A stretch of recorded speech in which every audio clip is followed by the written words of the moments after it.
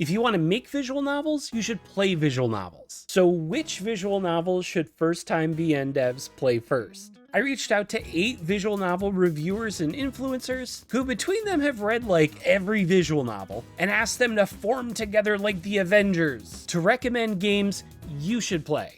First up is August Hale, a visual novel reviewer who has some actually very sensible suggestions for first-time game devs.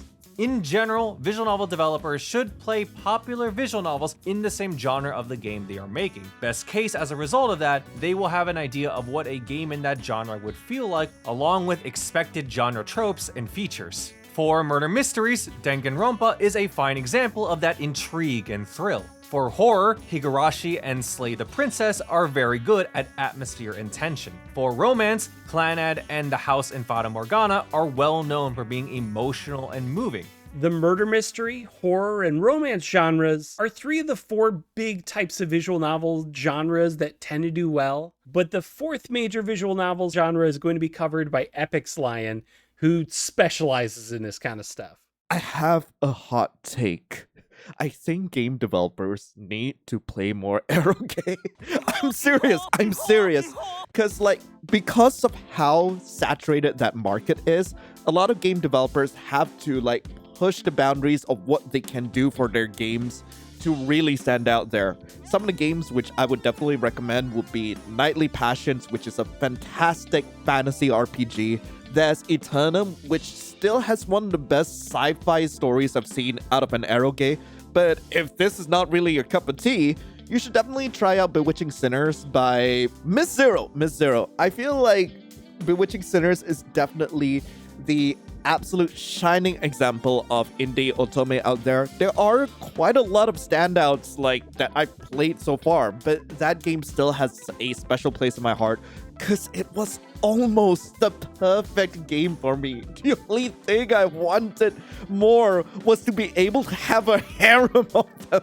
So those are 4 of the major visual novel genres, and each one of those can be subdivided into a whole bunch of different subgenres. And even then, there's tons of different ways that those different types of games can be presented in terms of stories, their sprites, the text style, gameplay, choices, just a bunch of different stuff. And there's another emerging visual novel subgenre that Naja, who reviews otome games on Blurty Otome, will cover. Since I play a lot of romance-based visual novels, what's a really big feature that makes them so enjoyable for me is the characterization. If I had to choose one game that does characters well, it's chat sims. I know it sounds crazy, but chat sims don't have a lot of the CGs and character sprites and visuals of typical visual novels. And because of that, they have to rely heavily on how these characters are portrayed throughout the story, because a lot of it is reading messages in a message board, sending text back and forth, and you're really trying to connect with these characters solely through those text interactions. And of all the visual novels I've ever played, chat sims do this perfectly. I always fall so hard for these characters because even though I don't see their faces, I feel like I know them, and it's just crazy. Blooming Panic always comes to mind. XYX's Route. I remember playing it on stream, and I think the devs were in chat while I was doing these live streams, and one of them at the very end of the stream was just like, you had XYX pegged to a T. You knew when he was being serious, you knew when he was being playful, you knew when he needed support, you just understood this character. And a lot of that came from just those little text interactions. It also helps that these games also tend to have voice acting for key scenes. And while voice acting is not necessarily something I need in a game, having that voice element really does bring the characters to life a bit more. So while it's super important to recognize the different genre conventions and the player expectations for them, it's also super important to play some of the classic visual novels from the past, the stuff that everyone refers to when you were talking about visual novels. So why not try out some of those classics? And visual novel reviewer Nook Gaming has a real banger to start with. So a visual novel that every game developer should play would probably be Fate Stay Night. It has excellent writing, especially character writing, and it does particularly well with battle scenes, which is where I've seen a lot of other visual novels and written media generally fall down. The roots also build on each other well, so it works as an example for that too. So Ari and I are friends. We did a little live stream series showing like the steps you need to go through to kickstart a visual novel. And at every opportunity, this was no surprise when she sent me this video, she has one of my favorite visual novels that she's going to recommend. I'm Aramia, and I think every visual novel developer should play Mihoyo, also known as Witch on the Holy Night. Bruce Gone Loose is another visual novel reviewer who has a great recommendation of a game that came out just this past January. Besides the many classics and popular titles developers should play, I'd recommend developers read the recent Yet Another Killing Game. This is a mystery title that surprised me with its abundant quality, and despite its premise that acknowledges that killing games are overdone, it shows that an interesting narrative can supersede an oversaturated genre. It's not the best mystery novel, but by Jove, it's a great example of the quality that Western visual novels can achieve. Stella is one of the mods on DevTalk, the largest visual novel developer Discord server out there. She runs the largest visual novel game jam of the year, Spooktober, and she has a smorgasbord of a lot of different types of visual novels that she wants to recommend. I think you should really start by looking at things that maybe are on the cusp of what visual novels are. The truth of it is that if you want to be a good visual novel developer, like you need to know like what's out there, what exists, what's already been done, and what could be expanded on. And that would help you get a long way.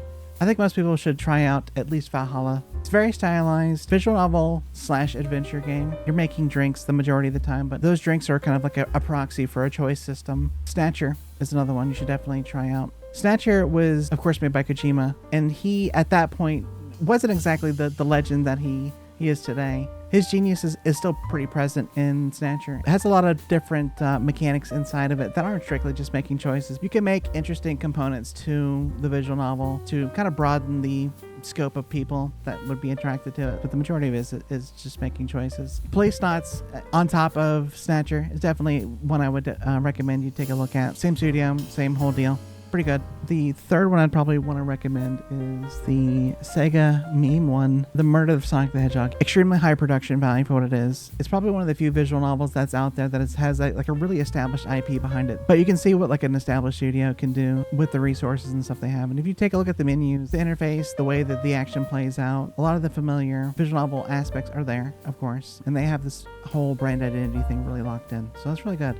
I'm going to also recommend Root Double, probably one of my favorite ones. So Root Double has a very unconventional choice system. Instead of picking like a specific choice off of a menu, you pick different levels of attention towards a specific person that's in the group that you're a part of. I think Root Double actually probably missed out on a lot more that they could have done with this system. It's definitely something I think that's probably underappreciated. Pizza Game. I think Pizza Game is a pretty good one too. Whole thing is quite literally shitpost the visual novel. I think it's a good one for visual novel developers to pick up on if they're finding themselves taking themselves too seriously. I think it's really easy for a lot of writers, especially, to get like caught up on like their whole concept because they really want to tell this like deep and thoughtful story, or they have some other kind of objective that's like primary to them, and they take themselves and their story very seriously. And Pizza Game is a great like project to look at that's really well made, that's really fun, and definitely does not take itself seriously. Honestly, just play all visual novels. Just play all of them. Just every single one. Find it and play it. I don't care. Now, for the real visual novel weebs out there, you probably have at least one game in your head where you're like, why hasn't anyone mentioned my favorite? Well, do me a favor. Grab a pen, write that down on a piece of paper, and if visual novel reviewer Michael SK says it, just cross it off. Honestly, I think every visual novel developer, indie or whatever, should jump into a lot of classics, sure, or look into what works well for the modern age. I think Steins Gate is an incredible visual novel. Story is wonderful. Having the ability to use the phone while you're going through the entire game is really awesome. Having those opportunities to just chat with the characters or customize the phone, it definitely adds to the immersion. But I think other titles, like You and Me and Her, A Love Story, or even Doki Doki Literature Club, which kind of mess with your head, but also mess with the game engine a little bit, especially with what Doki Doki Literature Club was able to do with that engine at that time. It's really impressive, and it definitely pushes the limits of creativity. So that's actually what I'd like to see more out of developers, is something that keeps you on your toes.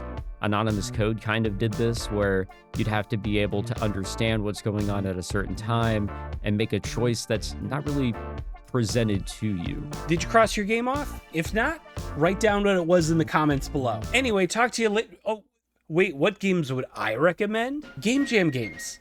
Honestly, like, if you are looking for people to work with, like, they are the best place to find people. And you'll find some, like, really wild experimental stuff out there. I happen to play over 200 of them, and I can tell you what I've learned. But if you want to learn more about visual novel development after you've played some of these games, check out this video here.